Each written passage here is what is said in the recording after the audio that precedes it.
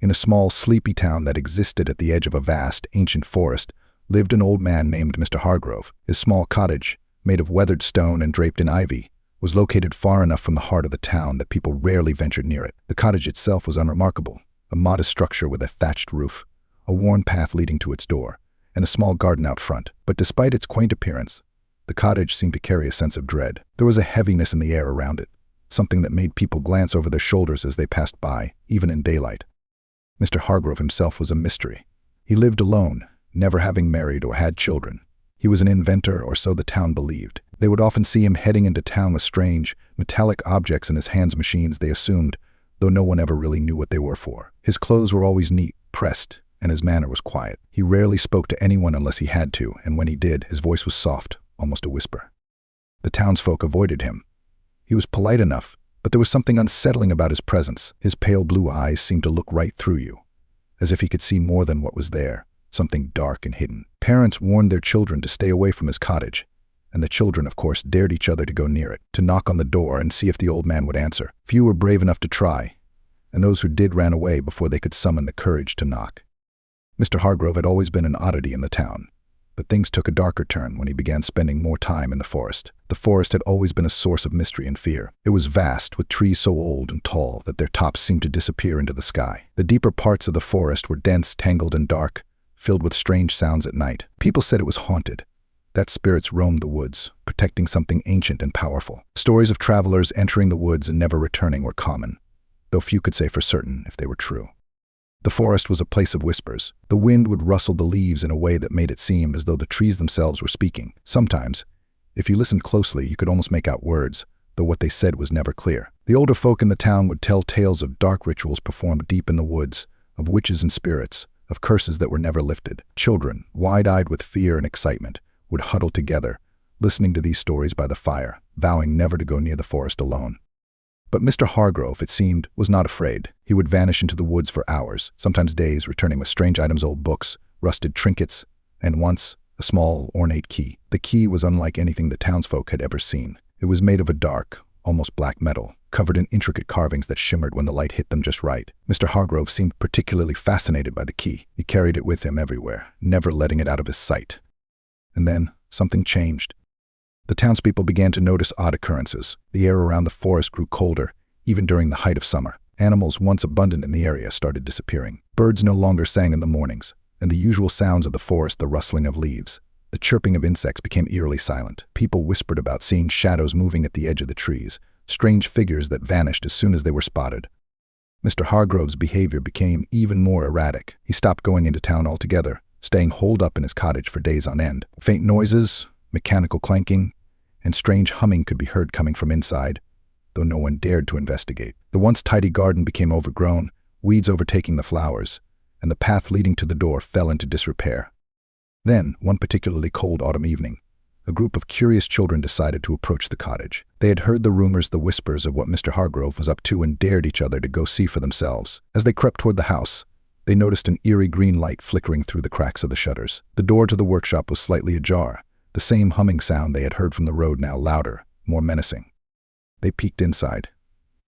What they saw would haunt them for the rest of their lives. Mr. Hargrove stood in the center of his workshop, hunched over a large, twisted contraption. It looked like a machine, but not like anything they had ever seen before. It was made of metal and wood, with vines and roots growing out of it, pulsing with life. The key, the strange, dark key he had found, was embedded at the center of the machine, glowing faintly. Mr. Hargrove was muttering to himself, words they couldn't understand, his hands moving feverishly over the contraption, adjusting screws, pulling levers.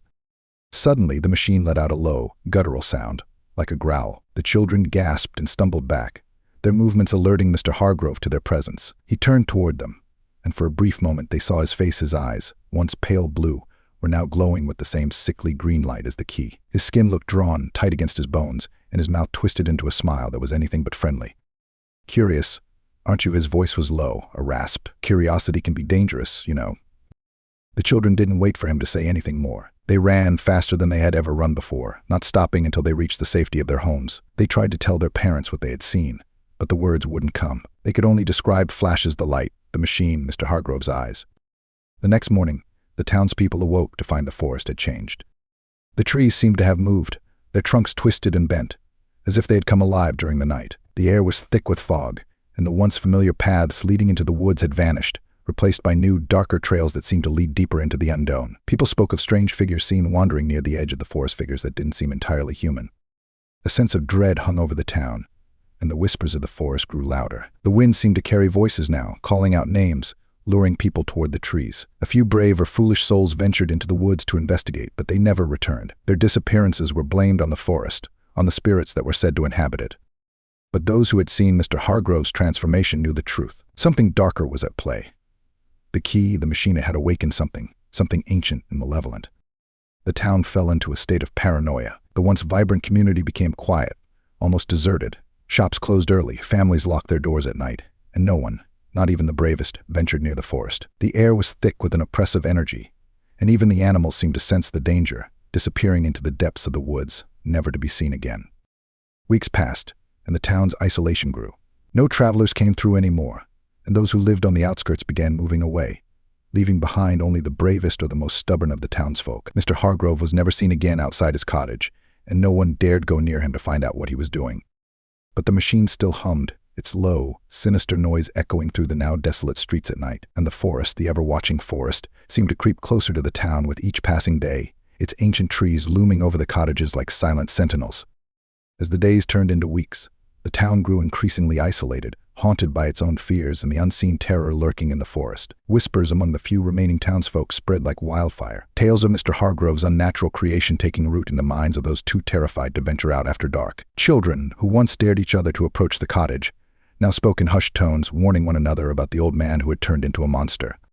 Then, one stormy night, the town's worst fears materialized. Lightning cracked, the sky opened, illuminating the dark trees and casting long shadows across the empty streets. Thunder rolled like a warning bell, echoing through the town as the wind howled like a beast. It was on this night that a figure emerged from the forest, cloaked in darkness, stumbling toward the town with purpose.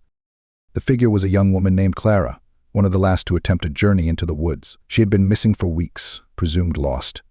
But now she was back, though she was not alone. As she staggered into the town square, the townspeople gathered, drawn by the commotion. Her eyes were wide with terror, and she clutched something in her hand, something that shimmered in the pale light. "What happened to you?" Clara, a worried neighbor, asked, stepping forward. "Where have you been?" She looked up, her gaze darting around at the familiar faces that now felt so distant. "The forest. It's alive. I saw things, shadows, whispers. They called to me." She raised her hand, revealing the source of the shimmer, a piece of the strange, dark key that Mr. Hargrove had been so obsessed with. "I took this. I thought it would protect me, but now..." The crowd gasped collectively. The key seemed to pulse with an energy of its own, radiating an unsettling warmth that sent chills down their spines. "What do you mean?" another voice called out, tinged with desperation. "What did you see?" The machine," Clara breathed, her voice trembling. "It's not just a machine, it's a portal, a gateway to something beyond our understanding. I saw things moving through it. Creatures that should not exist. They're waiting for him to complete it." Panic swept through the crowd, people exchanging frightened glances. "We have to stop him," one man shouted, his voice shaking with anger and fear. "We can't let him unleash whatever that is on us." A small group formed, determined to confront Mr. Hargrove and put an end to his madness. They gathered their courage, bolstered by Clara's return, and set off toward the cottage, each step heavy with dread. The forest loomed above them, dark and twisted, but they pressed on, the key in Clara's hand guiding them like a beacon. As they approached the cottage, the air grew colder, and the humming from within intensified, resonating through their bones. The door swung open with a creak, revealing a sight that none of them were prepared for.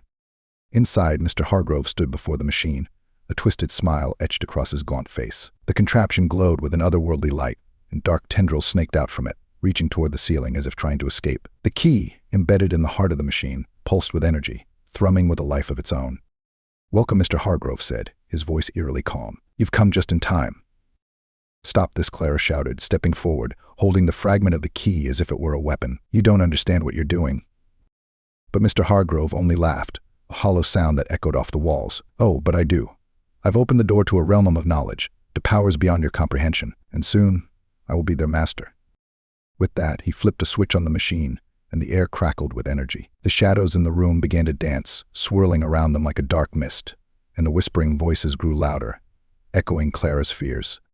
"Join me," he commanded, and the shadows coiled around him like a living cloak. "Embrace the darkness. Together we can harness what lies beyond." In that moment, the townsfolk felt a surge of fear. Clara, clutching the key fragment, felt a connection form and urge to counter the darkness that threatened to engulf them. Summoning every ounce of bravery, she shouted, "We won't let you take our town. We will fight back." With the strength of desperation, Clara lunged forward, placing the key fragment against the machine. The moment it touched the surface, a blinding flash erupted, and the room was filled with a deafening roar. The shadows screamed, writhing as if in agony, and the very walls of the cottage began to tremble. Mr. Hargrove howled, but the energy from the machine surged, pulling him in as if it had a mind of its own. The tendrils of darkness wrapped around him, dragging him toward the glowing heart of the machine. In a final act of defiance, Clara pressed harder against the key, and the light expanded, engulfing the cottage in brilliance. With one last, echoing cry, the machine imploded, sending a shockwave through the air, scattering the shadows back into the forest, and sealing the portal forever. When the light faded, the cottage stood silent and empty. Mr. Hargrove was gone, consumed by his own creation. The machine lay in ruins, and the townsfolk, though shaken, emerged into the night, feeling the oppressive weight of fear lift from their shoulders. Though the forest still loomed, its dark trees seemed less threatening, and the whispers that once filled the air faded into nothingness. Clara, holding the fragment of the key tightly, vowed to protect her town from the darkness that once threatened to consume it. And as the first rays of dawn broke over the horizon, the townsfolk began to rebuild, determined to reclaim their lives, forever changed but united in their resolve to never let the shadows return.